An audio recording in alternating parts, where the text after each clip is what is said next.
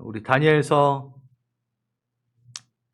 다니엘 그리고 요셉, 우리 참 수험생 부모님들이 좋아하는 인물들이죠. 네, 높은 관직에 오른 것 같으니까. 근데 참 그들이 겪은 고난, 그걸 생각하면은 그렇게 좋아할 만한 인물은 아니에요. 다니엘서는 어떤 높은 관직에 이르는 결론을 보여주는 게 아니라 그리 아니하실지라도라는 신앙을 가르쳐주는 책이죠.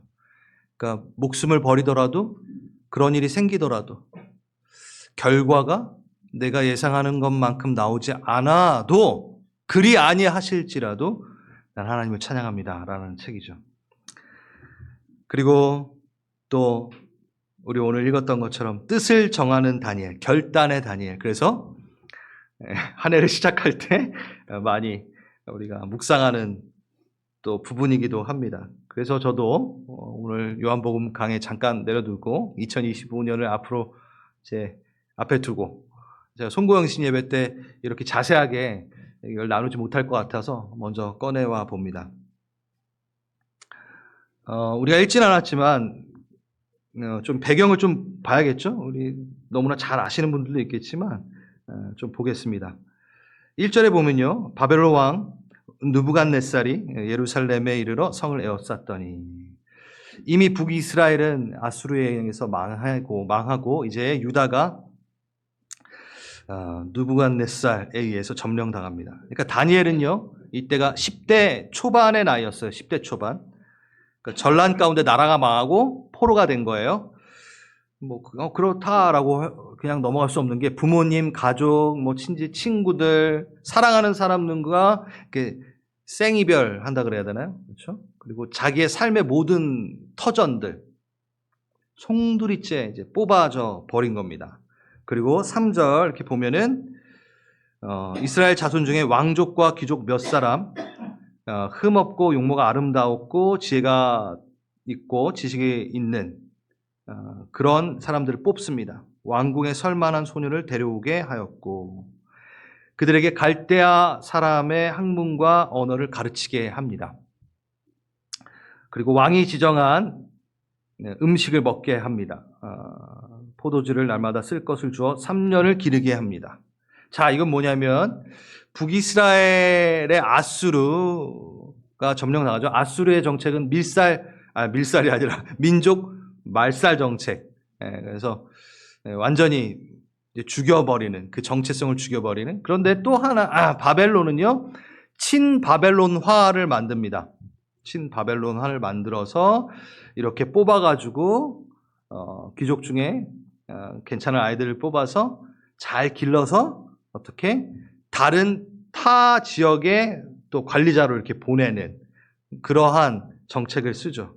그래서 왕의 전폭적인 지지를 받고 왕실 아카데미에 지금 다니엘은 입교를 한 거죠. 근데 거기 보면은 혼자가 아니라 또 3명의 친구들이 있습니다. 6절, 그렇죠? 7절. 우리가 7절은 읽었는데 7절은 이름이 동일하게 6절에도 나오니까 그들의 이름을 한번 보겠습니다. 볼까요? 네, 다니엘, 하나냐, 미사엘, 아자랴. 이 이름은 히브리 이름이고 어떻게 되죠? 이름을 바꿔버립니다. 환관장이 갈대아 신들을 상징하는 이름들로. 여러분 이건 잘 아실 거예요. 들어보셨을 거예요 이미. 하나님은 나의 심판자이시다라는 다니엘의 그 이름의 뜻을 벨드사살로 바꿔버립니다. 그리고 사드락으로 바꾸고 메삭, 아벳느고로 바꿔버리는 거죠. 우리가 솔직히 사드락, 메삭, 아벳느고가 더 익숙하죠. 다니엘은 다니엘이 익숙하지만 하나님과 관계된 의미를 모두 우상신과 관계된 이름으로 바꿔버립니다. 우리에게도 익숙해져 있는 이방신을 두고 만든 그 이름이 오히려 익숙해지듯, 창시계명 뭐 그런 거 똑같은 거예요. 그리고 갈대아 사람의 학문과 언어라고 간단하게 이야기했지만 이거는 바벨론의 유명한 정성술, 마술, 종교의식 같은 것들을 교육을 받은 거죠. 지금 배경을 좀 설명하는 거예요. 그리고 그 당시의 문헌들을 보면은 99%라고 할 수 있는 100%, 거의 100% 이들은 거세된 상태일 거다라는 거죠. 환관장에게 맡겨졌어요. 내시에게 맡겨진 거예요. 그러니까 이들은 그 히브리 민족들이 정말 목수처럼 중요시 여기는 게 뭐죠? 할례의 표. 그 표가 사라져버린. 그래서 거룩한 그 회중에도 들어가지 못하는 신세가 돼버린. 그러니까 민족들 사이 안에서도 어떤 회당 가운데도 못 들어가는 완전히 이제 바벨론화 돼버린 강제적으로 그런 모습이에요. 무력하게 모든 것이 중단되고 포기되어진 상태, 그리고 정체성이 박탈되어지는 어떤 상태. 자, 이 배경에서 오늘 이걸 봐야 된다라는 겁니다. 첫 번째, 위기 때의 결단. 첫 번째, 여러분 지금 다니엘이 신앙의 결단을 하고 싶은 상태일까요? 네? 사랑하는 이들하고 생이별, 자신의 삶의 터는 다 묻어졌어. 자기 정체성이 부인되어진 상태. 아니, 하나님이 살아계신다 하시는데, 나는 하나님의 백성이라 하는데, 나는 하나님의 자녀라 하는데, 2024년 이게 뭔 시츄에이션이야. 난 지금 위로와 격려를 받을 때지, 난 내가 지금 결단할 때는 아닌 것 같아. 혹시 우리는 그러지 않을까요? 지금 나 너무 아파. 다 무너진 상태야. 그러니까 나는 새롭게 뭔가 결단하고 막 나아가는 지금 시즌이 아니라 하나님 갚아주셔야 되고 위로해 주셔야 되고 해결해 주셔야 되는 때지, 내가 뭔가 하나 더 나아가 하나님 나라를 위해 내가 뭔가 결단하는 때는 아닌 것 같아 라고 말하지 못한다라는 거죠. 다니엘은 이 위기의 때에 결단합니다. 그때가 정확한 타이밍이기 때문에 위기의 때에 결단해야 됩니다. 다니엘의 결단은 결단 전날 하나님이 나타나셔서 확신을 준 것도 아니에요. 결단을 통해서 너가 좋은 결과를 얻을 거야 라면서 보장을 해주신 것도 아니야. 그런 거 아무것도 없었어요. 하나님이 사라진 듯한, 하나님이 내게서 떠난 듯한 상황 가운데 결단을 한 거예요. 신앙이 아주 괜찮고 좋고 뭔가 잘 되고, 그러니 하나님 제가 하나 더 드릴게요, 이 상태가 아니라는 거죠. 아니, 섣부르게 결단하면 더 위험해지는 상태가 될 수 있는 상태에서 결단한 겁니다. 그래서 그리 아니하실지라도의 신앙인 거죠, 진짜. 자, 보겠습니다. 뜻을 정하여. 우리가 읽었을 때는 뜻을 정하여라고 되어 있는데, 이 단어가 조금 더 깊이 들여다보면 레브라는 단어예요. 그래서 뜻이라는 것보다는 마음이에요, 마음. 그래서 마음을 정하다. 정신, 의지라는 뜻도 있고요. 그리고 정하다라는 뜻은 히브리어로 숨이라는 단어입니다. 그 단어는요, 지정하다, 임명하다, 설립하다라는 단어가 같이 포함되어 있습니다. 그래서 이 8절에 나오는 이 숨은요, 이 8절에 처음 나온 단어가 아니에요. 어디에 나왔을까요? 제가 왜 7절부터 읽었을까? 다니엘을 벨드사살이라 숨하고 지명하고 임명하고 설립하고, 사드락이라고 숨하였고, 메삭이라고 숨하였고, 아벤느고라고 숨하였다라고 하면서 바로 8절에 다니엘은 숨하였다. 마음을 정하였다. 나는 벨드사살이야 라고 숨한 게 아니라 나는 여전히 다니엘이야. 하나님의 뜻을, 하나님이 주신 뜻을 잊어버리지 않고 정체성을 잃어버리지 않고 다니엘은 뜻을 정하여 마음을 정하였다. 자, 이게 무슨 얘기냐면 계속 얘기하는 거예요. 나 상처받았어. 이걸로 끝나는 게 아니라 그 압제와 고난과 그 상황 가운데 나는 다시금 내 정체성을 세우는 시간을 가진 거죠. 잠시도 받아들이지 않습니다. 이 이름을 마음속에 담지 않는다는 거예요. 넌 벨드사살이라고 정해줬지만 그 순간 누가 이런 거예요. 우리 필사 형제님에게 이 귀한 자녀에게 누가 갑자기 와가지고 너 이렇게 못났니? 너무 심한 용이었나? 아니까 그랬을 때 어머 상처 받았어 이러고 안 끝나고 나에게 벨드사살이라고? No! 나는 다니엘이야. 이게 무슨 얘기인지 아시겠어요? 지금 누군가가 나를 그렇게 평가하고 정체성을 입힐 때 그는 정말 그 텀도 없어요. 바로 다음에 바로 8절에 아니야. 자신의 정체성을 제대로 다시 재설립합니다. 세상 기준에 나를 내어주지 않습니다. 자신의 신분을 잊지 않습니다. 하나님의 자녀로 명예 지켜나가며 살 거를 또 다짐하는 거죠. 다니엘의 그 뜻은요, 이렇게 출발을 하는 거예요. 나에게 하나님이 허락하지 않은 정체성을 입히려 하는 공격들에 대해서 받아주지 않고 나 상처받았어 이러지 않고 이건 내가 허락할 것이 아니군. 그 결단으로 시작됩니다. 다니엘의 결단에서 발견되는 영적 교훈 첫 번째입니다. 맞습니다. 하나님의 자녀에게는 위기가 옵니다. 하나님의 자녀에게도 위기는 옵니다. 원치 않은 길에 끌려가는 상황이 될 수도 있습니다. 그런데 그 위기는 항상 하나님의 뜻을 다시 세울 수 있는 기회라는 것을 잊지 않으시기 바랍니다.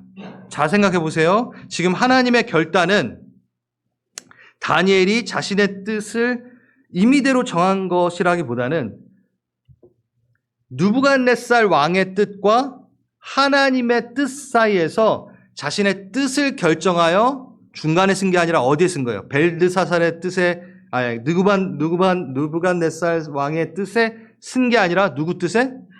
하나님의 뜻에 쓴 거죠.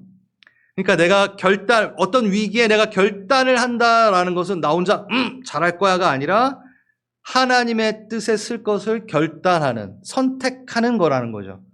그러니까 이 위기는 어떠한 것을 낳느냐? 하나님의 뜻을 발견하는 것을 낳는 역할을 합니다. 새로운 시선이죠. 우리에게 위기를 통한 그 시간에 나의 결단은 하나님의 꿈에 다가가는 역할을 해줍니다. 하나님의 뜻 안에 내 마음을 설립하는. 저걸 좀 묵상해 보세요. 뜻을 정하여 그런 게 그냥 나 혼자 그냥 잘할 거야가 아니라 하나님의 뜻 가운데 내 마음을 세워나가는 거예요. 설립하는 거예요. 임명하는 거예요. 내 마음은 하나님 속에 있도다. 이렇게. 그렇게 되면 어떤 일이 일어나느냐? 뜻을 정할 때 축복을 누리게 됩니다. 이걸 볼게요. 기분 좋은 겁니다, 여러분. 웃으면서 들으세요. 뜻을 정할 때 누리게 되는 축복들. 나를 대적하고 해하라는 자로부터 은혜와 긍휼을 오히려 입게 되는 일이 됩니다. 오히려 그가 내 편이 되는 일이 생깁니다. 그렇죠? 우리 9절 봤잖아요. 하나님이 다니엘로 하여금 환관장에게 은혜와 긍휼을 얻게 하신지라. 우리는 혼자 살지 않습니다. 항상 사람과의 관계 가운데 살아갑니다. 가깝게는 가족, 직장 동료로부터. 근데 그 안에 나를 다 사랑해 주진 않아요. 아쉽지만. 그렇죠? 나를 미워하고 시기하고 대적하는 자들이 있습니다. 그런데 잘 들으세요. 우리가 하나님의 뜻 안에서 내 마음을 설립하고 뜻을 정할 땐 어떤 일이 일어나냐면 그들이 내게 오히려 은혜와 긍휼을 베푸는 자로 바뀌어버립니다. 내 편이 돼버립니다. 내게 필요한 사람으로 바뀌어버립니다. 그 뜻을 정할 때 그렇게 하나님 역사하십니다. 우리가 그 뜻을 정할 때 그 특별한 마음을 내게만 주는 게 아니라 내가 기도를 하죠. 하나님 뜻 가운데 쓰죠. 그러면 그것이 전염되게 하셔서 내 주위 사람에게도 그 마음을 주시는 것을 볼 수 있어요. 그럼 그 마음을 갖고 있는 자들은 나와 함께 걷는 자가 되고 그들이 나를 돕는, 내가 필요했던 사람이 돼버립니다. 그렇지 않나요? 여러분 정말 그래요. 제가 사역을 하면서 많이 경험했던 것들이 그렇게 하나님의 뜻 안에 서서 걸어갈 때 처음에는 대적하는 자였고 나를 아프게 하는 자였지만 오히려 그가 나를 돕는 자로 바뀌어지는 역사들을 많이 봅니다. 그것은 내가 하나님의 뜻 가운데 들어가 내 마음을 설립할 때 오는 축복이라는 거죠. 두 번째, 어떤 축복이 있나요? 네, 상황만 좋아지는 게 아니라 내 상태도 좋아집니다. 채식을 주어 먹게 하고 물을 주어 마시게 한 후 열흘 동안 시험하여 얼굴을 비교하여 보니 더욱 아름답고 살이 더 운택하여 다른 소년들보다 더 좋아 보인지라. 네, 아멘. 결단하실래요? 안 할래요? 우리 뭐 어디 피부과 갈 필요 없습니다. 결단 잘하시면 이런 일들이 일어납니다. 사람들 눈에만 좋아 보였을까요? 아니요. 하나님 보시기에. 이게 얼마나 큰 축복입니까? 하나님이 날 보면 너무 보기 좋다라는 그 축복을 누리는 거죠. 그리고 끝이 아닙니다. 하나님이 이 내 소년에게 학문을 주시고, 지혜를 주시고, 그래서 왕이 그들에게 모든 일을 묻는 중에 지혜와 총명이 온 나라 박수와 술객보다 10배나 나은 줄 아니라. 10배나 나아진대요. 2배가 아니에요. 10배가 나아진대요. 그래서 상황만이 아니라 내 상태도 너무 좋아진다. 그리고 세 번째, 뭐죠? 그래요. 포로에서 가장 존귀한 자로 내가 바뀝니다. 시간이 흘러서 이제 느부갓네살 왕의 꿈을 해석하는 장면이 나오는데요. 2장 46절, 47절 제가 읽어드릴게요. 느부갓네살 왕이 엎드려 다니엘에게 절하고 명하여 예물과 향품을 그에게 주게 하니라. 왕이 대답하여 다니엘에게 이르되 너의 하나님은 참으로 모든 신들의 신이시요 모든 왕의 주제시로다. 여러분, 느부갓네살 왕이 누굽니까? 세상을 발 아래 둔 제국의 왕입니다. 최고의, 그 당시에 최고의 왕이에요. 정치적, 군사적, 물리적이든 물질적이든 아주 막강한 왕. 그런데 그가 추풍 낙엽처럼 떨어집니다. 다니엘 앞에 엎드립니다. 다니엘 앞에 엎드려요. 엄청난 일이죠. 결단을 통해 다니엘은 뭘 얻냐면 포로의 신분에서 가장 존귀한 신분의 경험을 하게 되는 거죠. 제가 자주 좀 얘기하는 건데 우리가 이렇게 세상에 하나님과 함께 서 있지 않을 때 계속해서 무언가가 나를 다스리려 든다. 차라리 우리가 하나님 앞에 속하면, 제가 찾아봤어요. 개나 소나, 이게 관용 표현이라고 쓸 수 있는 표현이더라고요.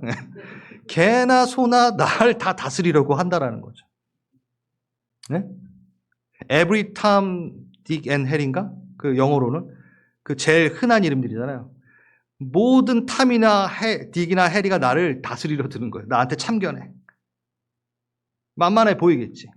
근데 내가 하나님 안에 속해버리면 하나님이 날 다스리면은 딴 사람들이 못 다스린다라는 거예요. 그래서 우리가 하나님 날 다스리소서 하는 게 정말 막강한 기도예요. 찬양이에요. 그러니까 내가 하나님이 다스릴 때는 개나 소나 나한테 와가지고 안 다스린다고. 얼마나 좋아. 얼마나 좋아. 네. 그 축복이에요. 그게 있는 거예요. 그것뿐이 있겠습니까? 하나님의 뜻과 말씀이 나에게 임하는 순간 내가 바르게 정렬되어지죠. 순서 뼈가 맞춰지듯 탁탁탁탁 맞춰지죠. 흐트러졌던 게 맞춰지고, 그렇죠? 그럼 내가 하나님 앞에 존귀한 자로 있게 되고 내가 탁 차렷 자세가 되는 거예요. 뜻을 정할 때 주의 말씀이 다스림 받아야 될 것에만 정렬되어지는, 내가 다스림 받지 말아야 될 것에 대해서는 어떻게 탈출할 수 있는. 여러분들 지금 2024년 동안 얼마나 많은 헛 다스림들이 개나 소나 여러분들을 다스렸는지 생각해 보세요. 염려가 여러분을 다스렸고, 예, 두려움이 여러분을 다스렸고, 상처가 누구의 안 들어도 되는 그 말을 그걸 막 묵상하는 다스림, 그걸 다스려진 거죠. 그러니까 그거를 여러분 파하기 위해서는 뜻을 세우면 됩니다. 그때 그 축복이 일어납니다. 그래서 결단하는 것이 우리에게 너무나 기쁨이고 이득이 됩니다. 자, 저번 주 한 3주 전에 했던 건데 같이 한번 또 읽겠습니다. 시작. 누르시길 만한 것보다 더 오랜 마음의 것이라 생명의 근원이 위에서 나옵니다. 아멘. 이 마음도 아까 그 레부예요. 정신, 이해, 의지. 짧은 구절이지만 정말 많은 것을 담았다고 제가 저번에도 말씀드렸죠. 그러니까 내가 보고 듣는 것은 이렇게 내 마음과 정신에 이렇게 영향을 줍니다. 내 레부에 영향을 주게 돼 있습니다. 그래서 이걸 지키라라는 거죠. 너가 지킬 게 있는데 너 통장 지키는 것만 좋아하지 말고 진짜 네가 지켜야 되는 것은 네 마음이야라고 지금 성경은 말하고 있죠. 너 마음에 많은 것이 들어와 침해한단 말이야. 친구들의 어떤 죄의 문화들, 주변의 말들, 막 이런 것들. 그게 들어오지 않도록 너가 마음을 지켜야 돼. 이게 끝이 아니에요. 근데 이 얘기가 그 뒤가 정말 중요해요. 마음을 지켜라. 왜? 마음에는 뭐가? 생명의 근원이 막 나오는 데야 라고 하잖아요. 여기서 마음을 지키지 못하면 어떤 일이 일어나죠? 생명의 근원에 된 물길이 막혀버리는 거예요. 그 물이 더러워져 버리는 거예요. 그래서 마음을 지킨다라는 거는 그냥 그것으로 끝나는 게 아니라 내가 하나님께 되어진 그 생명수가 오는 그것이 마음을 지키지 못하면 차단이 돼버려요. 그럼 뭐가 들어와요? 우리는 먹어야 되는 사람이에요. 그렇기 때문에 똥물을 끌어옵니다. 터진 웅덩이에 흙탕물을 끌어옵니다. 내 마음이 허전하니까. 내 마음에 뭔가 들어와야 되기 때문에 어떻게 하나님의 생명수의 그 근원이 들어오는 그 길을 터놓지 않으면, 그게 막혀버리면 우리는 목말라서 똥물을 가져오게 되죠. 흙탕물을 가져오게 되죠. 그러니까 악순환이는 거예요. 근데 마음을 지키는 거가 그냥 지킨다라고 끝나면 안 되고 내 생명과도 직결이 돼 있고 내 영적 생명과도 직결이 돼 있구나. 아, 내가 이거를 지키지 못하면 생수의 근원에 대해서 내가 누리지 못하게 되는구나 라는 심각한 생각을 가지시고 마음을 정하여, 뜻을 정하여야 됩니다. 제가 이거 얘기하면서 저번에도 얘기했어요. 사단은요, 여러분을 정말 계획을 가지고 덤벼요. 전방위적으로 여러분들을 어떻게 무너뜨릴까? 여러분에게 어떻게 똥물을 입힐까? 하나님이 계획했던 수준의 삶을 못 살도록 어떻게 해서든 망가뜨리려고 계획을 해요. 예? 정말이에요. 가정 환경에서부터 차곡차곡 준비해요. 그리고 그것에 당하게 만들어요. 근데 그들은 그렇게 철두철미하게 계획을 하는데 우린 계획을 안 세워요. 세상 살아가면서 우리가 뭔가 부를 축적하는 데는 계획을 너무 잘 세워요. 손해볼 수 없잖아요. 이자 더 많이 받아야 되잖아요. 계획이 철두철미해요. 근데 우리가 영적인 부분에서는 계획이 없어요. 결단, 2024년도 적었어? 내가 뭘 적었는지도 몰라. 저 째려보지 마세요. 여러분들이 적어놓고 모르면서 왜 나한테 째려봐요. 여러분 2024년도에 결단했던 거 지금 기억나시는 있겠죠? 있겠죠? 근데 그래요. 그러니까 영적인 계획을 세워야 되는 거예요. 정말. 안 그러면 위태위태합니다, 진짜. 사단의 노름에 이렇게 놀아나는 걸 너무 많이 봅니다. 자, 여기까지. 일반적으로 준비한 거고, 제가 정말 나누고 싶은 건 지금부터입니다. 다시 결단을 시작하라. 이 3번 이겁니다. 자, 위대한 우리의 신앙의 다니엘. 위대한 신앙의 다니엘. 우리가 근접할 수 없는 신앙의 깊이로. 근데 이 신앙이 날 때부터 특출나서 이 신앙을 가진 게 아니라는 것. 말씀을 드립니다. 아브라함, 이삭, 야곱 다 그랬어요. 네, 베드로, 요한도 다 그랬어요. 그리고 대부분 여기까지 2번까지 얘기하고 끝날 수 있지만 저는 오늘 다니엘 이야기의 새로운 관점, 뉴 퍼스펙티브. 예. 이랬다 하면 어땠을까? 예, 충분히 이럴 수 있기 때문에 괜찮다. 다시 결단을 우리 시작을 하는 부분. 자, 다시 이렇게 이야기를 좀 다시 집중해 주십시오. 열흘 뒤에 다른 이들보다 얼굴이 윤택해졌어요. 우린 되게 감동스러운데 솔직히 그렇게 감동스러운 이야기가 아닌 걸 아십니까? 왜냐하면 신앙적인 결단의 이유가 아니더라도 열흘 동안 채식을 한다면 피부가 좋아질 수밖에 없겠죠. 턱선도 당연히 생기겠죠. 자, 제가 지금 이렇게 한번 틀어서 트위스트해서 보자는 거예요. 어떤 사람들은 그 10일 동안 그렇게 얼굴이 윤택해진 거를 눈치채지도 못할 겁니다. 맞아요. 제가요, 열심히 좀 식이요법을 해가고 이렇게 했어요. 그래서 한 3, 4kg 빠져서 딱 여러분들 앞에 등장을 해도 모르시더라고요. 얼마나 섭섭한지.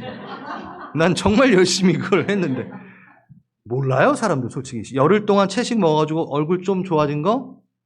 관심조차 없을 수 있어요. 왜 다 지금 왕실 아카데미에서 열심히 배우기 바빠 죽겠는데 다니엘이랑 얼굴 쳐다보면서 야, 네 얼굴 안 그랬다라는 거야. 안 그럴 수 있다라는 거야. 아주 미미한 일. 바벨론 입장에서 봤을 땐 정말 티도 안 나는 결단의 결과.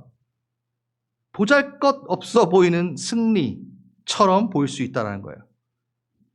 끝까지 따라와 주세요. 그리고 함께 끌려온 백성들의 입장은 또 어떻게 했습니까? 그걸 보면서. 물론 그걸 보진 않겠지만 왕국의 혜택 받지도 못하고 그 다니엘과 세 친구는 왕국의 혜택을 다 받고 있어요. 근데 왕국의 혜택을 다 받지도 못하고 있는 그 백성들의 입장에서는 어떻겠어요? 굶주리고 착취당했어요. 아니, 뭐 채소고 고기도 상관없이 다 먹고 싶은데 얘네들은 채소만 먹겠대. 배부른 소리 하고 있네라고 얘기할 수도 있겠죠. 아닌가요? 그럴 수 있어요. 아니, 이 상황에서 고기 안 먹고 얼굴 윤택해졌다라는 게 얼마나 그게 뭐가 대단한 거라고. 그게 뭘 그렇게 대단한 결단이에요. 남들보다 얼굴이 좀 좋아졌어? 그거 말고 변화가 뭐가 있어요? 없어요. 유다가 다시 해방을 했나요? 이것도 하나님의 능력이라고 얘기할 수 있겠나요? 이뿐만이 아닙니다. 정말 다니엘의 의도가 철저하게 율법대로 살기로 작정한 거라면, 음식을 먹지 않음으로 자기를 더럽히지 않으려고 했던 거라면, 여러분, 율법에 의거하여 다니엘은요, 이방인의 손을 잡아도 안 돼요. 만지고 접촉해도 안 돼요, 원래. 그렇죠? 거기에다 음식은 결단했는데 마술과 점성술은 왜 배워요? 이방 제사의식 다 배웠어요. 그것도 탁월하게 배웠어요. 여러분 처음 들어보셨을 이런 부정적으로 이렇게 설명을 하는 고급스러운 옷을 입고 살아요. 기껏 음식 하나 거부한 거, 딴 거 다 누리면서 일관성도 없어 보입니다. 다니엘의 그 결단은요, 너무 미미하고요. 일관성도 없어 보여요. 아마 지금까지 살아오면서 여러분의 신앙의 결단이 누군가에게는 이렇게 보였을 겁니다. 타인의 관점에서 봤을 때 너무 사소하고 보잘것없어 보이는 결단. 어쩔 땐 일관성이 없어 보이는 결단. 저 집사님 저거 결단했다라는데 저건 뭐야? 왜 저러고 있어? 뭐 이렇게 구체적으로 말을 못 하겠어요? 뭐 이게 누가 해당이 될까봐? 아니, 되게 묵상 열심히 하겠다고 결단하셨는데 왜 저래? 일관성이 없어 보이는 결단들. 너무 웃지 마세요. 그래요. 웃어도 돼요. 정말 미미해 보이는. 내 결단을 통해 지옥의 문을 흔든 것도 아니야. 세상에 타격을 입은 것도 아니야. 눈에 보이는 변화도 없어. 나만 겨우 알아차릴 뿐. 턱선 좀 좋아진 것 같아. 그 정도. 당장 본다면 그렇게 대단한 승리로 보이지 않는 나의 결단. 그렇기 때문에 우리는 결단하지 않습니다. 이제. 그렇기 때문에 우린 결단을 포기해버린 세대입니다. 결단하면 뭐해? 내 상황도 안 바뀌는데. 결단하면 뭐해? 누가 알아보지도 않는데. 결단은 뭐해? 너무 미미해. 결단하면 뭐해? 내 삶에 일관성도 없는 것 같아. 그런 척하는 것 같아. 그 속삭임이 우리를 결단케 하지 않게 한다는 거죠. 그러니까 결단하지 말라는 얘기가 아니라 우린 이런 사람입니다. 그래도 결단하십시오라는 얘기예요. 지금. 그렇게 보여도 돼요. 왜요? 왜? 2025년도 또 결단하라고 우리 추 목사님은 송구영신 예배를 준비하고 있겠지? 또 결단해야 되나? 2024년도에 내가 결단한 것도 지금 뭘 했는지도 모르는데 2025년도에도 또 결단해도 또 모를 텐데? 그 실패의 마음과 결단을 뭐하러 또 해라는 그 마음들이 여전히 우리 안에 있는, 나 하나 달라진다고, 나 하나 결단한다고 이 상황이 바뀌겠어? 나 하나 결단한다고 우리 가족이 바뀌겠어? 그 패배의식. 그러니 결단을 안 해. 결단을 보잘것없게 만드는, 결단하지 못하게 하는 사단의 속임수. 제가 정말 이번 설교를 하면서 나누고 싶었던 건 3번이라고 말씀했죠. 이겁니다. 다시 결단하십시오. 그래도. 자, 결단할 만한 여건, 환경이 아니더라도 마음의 결단을 통해 3가지 축복을 얻을 수 있습니다. 네, 우리 2번까지 했어요. 근데 지금 제가 정말 말하고 싶은 건 우리의 결단이 미약하고 보잘것없어 보일지라도 남의 눈에 봤을 때 평가에 상관없이 이것을 했을 때 어떤 보상과 보장과 상황의 변화에 대한 보상이 없이도 우린 결단해야 됩니다. 왜요? 하나님께 보여주는 거니까. 우리의 결단은요, 이 모든 것들을 이겨내고 해야 되는 이유가 있습니다. 하나님을 사랑하기 때문에. 하나님을 향해 내 마음을 표현하기 위해 우린 결단하는 겁니다. 그러니까 결단하고 나서 아무것도 하지 말라는 얘기가 아니에요. 우리는 결단하고 안 하고에 대한 어떠한 결정권을 가질 필요 없습니다. 결단해야 됩니다. 왜? 결단하실 때 주님이 기뻐하시니까. 그거 하나만으로도 우린 또 결단해야 돼요. 또 나의 주인은 느부갓네살이 아닙니다. 하나님이십니다. 라를 표현하기 위해 결단을 하는 거죠.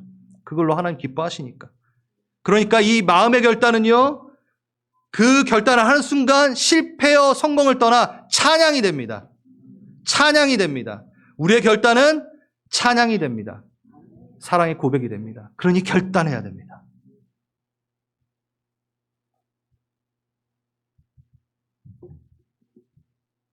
그래서 값집니다, 결단이. 신앙생활 하면서 신앙적, 영적 결단 얼마나 많이 해봤는데요, 제가. 근데 바뀐 게 없어요. 그래도 결단하십시오. 제가 결단했는데 며칠을 못 가요. 괜찮아요. 그래도 결단하십시오.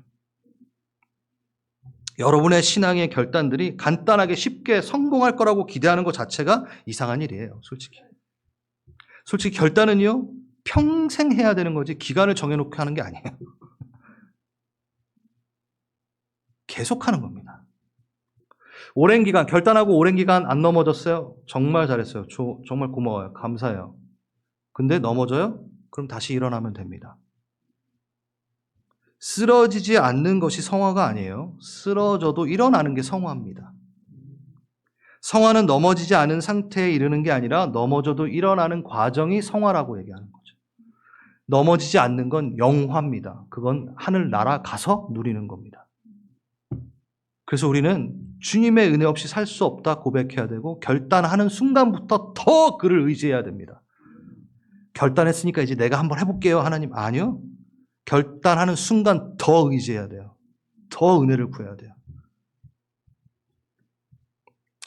누군가는 작년에 했던 결단을 잘 지켰고 성공하셨습니까? 너무 잘하셨어요. 그럼 그거 계속하십시오. 어떤 누군가는 이럴 거예요. 작년에 했던 결단 잘 지키고 잘 해봤는데 아무런 변화가 없네? 에이, 안 해, 결단 이제. 그것도 잘못했다라는 거예요. 그 결단 누가 끝까지 힘내어 지키게 해주시는지 알아요? 본인이 한 게 아니라 하나님이 하신 거예요. 깨십시오. 지금 들어야 되는 분이 눈을 감고 있으면 안 됩니다. 나 1년 동안 잘 지켜냈어.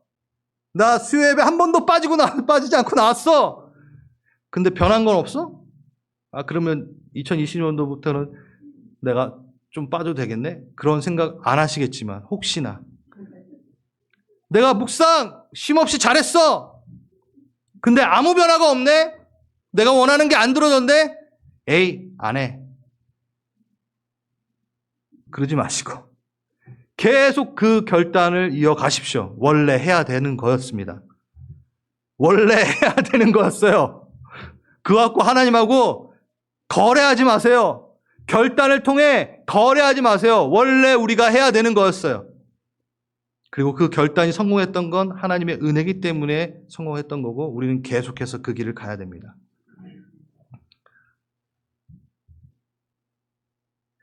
주님의 은혜 의지하는 것이 우리 부르심이다 생각하고 결단하는 순간 다시 한번 주님 의지하면서 걸어갑시다. 이러나 저러나 결단이 실패하던 자이든 성공했던 자이든 다시 상관없이 은혜를 붙들고 결단하는 거죠. 이제 마무리하겠습니다. 이게 수예배 때 제가 잠깐 했던 건데 가나안 땅에 이스라엘 백성이 들어가는 그 여정 가운데 출애굽을 하죠. 그리고 요단강을 건너 가나안 땅에 들어가죠. 이 과정 가운데 강을 넘습니다. 건너갑니다. 2개의 강을 넘어갑니다. 무슨 강이죠? 하나는 첫 번째 홍해, 그 다음 요단강을 건너갑니다. 근데 이 2개의 강을 건너갈 때의 방식이 틀립니다. 방식은 틀립니다. 첫째, 출애굽 후에 홍해를 만났을 때는 그 홍해를 어떻게 건넜죠? 불평하고 원망해도 그것과 상관없이 하나님이 열어주셨어요. 그냥 열어주셨어요. 구원의 길과 같이. 고린도서에 보면은 어떻게? 우리가 함께 홍해에 들어갔다가 나옴으로 침례, 같이 세례를 받았다. 신분이 바뀌었어요. 그거에 대해서는 우리의 역할 하나도 없었어요. 우린 그냥 거기 들어갔다 나오면 되는 거였어요. 오히려 원망하고 불평했다니까요. 그런데도 누가? 하나님이 열어주셔서 우린 건넜습니다. 그렇게 건넜어요? 그런데 여러분, 요단강은 어떻게 건너요? 요단강은 그냥 갈라지지 않았어요. 요단강은 목숨을 걸고 한 발을 내딛습니다. 그 깊은 요단강 물에 제사장들이 먼저 언약을 붙들고 믿음의 발걸음을 내딛고 들어갔을 때 그때 갈라지기 시작합니다. 전혀 다른 방식으로 2개의 강이 갈라집니다. 전혀 다른 방식으로 그 강을 건넙니다. 이거는 신앙의 총체적인 그림을 보여주고 있는 겁니다. 구원의 즉각성, 그 신분의 바뀜은 내가 뭐 한 거 없이 하나님의 은혜 가운데 그냥 열리는 거예요. 아멘. 여러분 그 안에 이제 들어오신 겁니다. 물론 아직도 홍해 앞에 계시는 분들도 있을 수 있겠지만 우린 대부분 여기에 있는 분들은 거기에 들어왔어요. 그럼 우리는 이제 홍해를 건넌 사람이지 또 홍해 앞에 서 있지 않아요. 지금 우리 앞에는 뭐가 있을까요? 요단강이 있습니다. 자, 그럼 이제는 여러분 태도를 달려야 돼요. 구원의 점진성으로 들어가야 됩니다. 행함, 받쳐줘야 됩니다. 믿음으로 발을 내딛는 거, 결단, 없으면 가나안 못 가요. 그게 성경이 말하는 거예요. 여러분, 구원에 있어서 이 두 가지 측면 중에 우리는 하나만을 갖고 너무 묵상만 하니까 이거를 관가해버려요. 그게 한국교회의 지금 위험성이죠. 또 어떤 교회는 뭐야? 행함만 강조하겠죠. 행위구원. 두 개가 같이 가야 됩니다. 여러분들 지금 대부분 요단강 앞에 서 계십니다. 그래서 여러분들이 가나안에 들어가 그 하나님이 바라시는 것들을 이 땅 가운데서 누리기 위해선 여러분은 이제 원망과 불평을 그만하시고 결단함으로 발을 내딛어야 되는 때이는 거죠. 여러분은 요단강 앞에 서 계시지 홍해 앞에 서 있는 게 아닙니다. 내가 2024년도 이렇게 너무 힘들었고 그러니까 하나님 위로해 주셔야 되는 때예요가 아니라 그랬잖아요. 물론 위로 받으셔야죠. 제가 그렇다고 위로 안 한다는 게 아니라 하나님 위로하시지 않는 분이 아니라는 게 아니라 결단해야 되는 때라는 거죠. 다시금. 성경엔 로마서와 야고보서가 같이 있잖아요. 그렇죠? 그렇죠. 그럴 때 우리는 이제 구원의 그 점진성, 그리스도를 닮아가 성령 충만함 받아 그리스도를 닮아가 나아가는 그 시간, 그리고 하나님의 성품에 참여하는 것, 그것에 우리는 결단할 때입니다. 그래서 송구영신 예배 때 다시금 결단해 보겠습니다. 괜찮아요. 미미해도 돼요. 누가 보면 이걸 결단이라고 해야 할 정도의 결단도 상관없어요. 실패했어도 상관없어요. 다시 하시면 됩니다. 이 세 가지 축복 기대하며 다시금 결단했으면 좋겠어요. 마음을 결단했으면 좋겠어요. 우리 찬양팀 좀 나오시고 우리 기도하면서 오늘 좀 마무리하려고 합니다.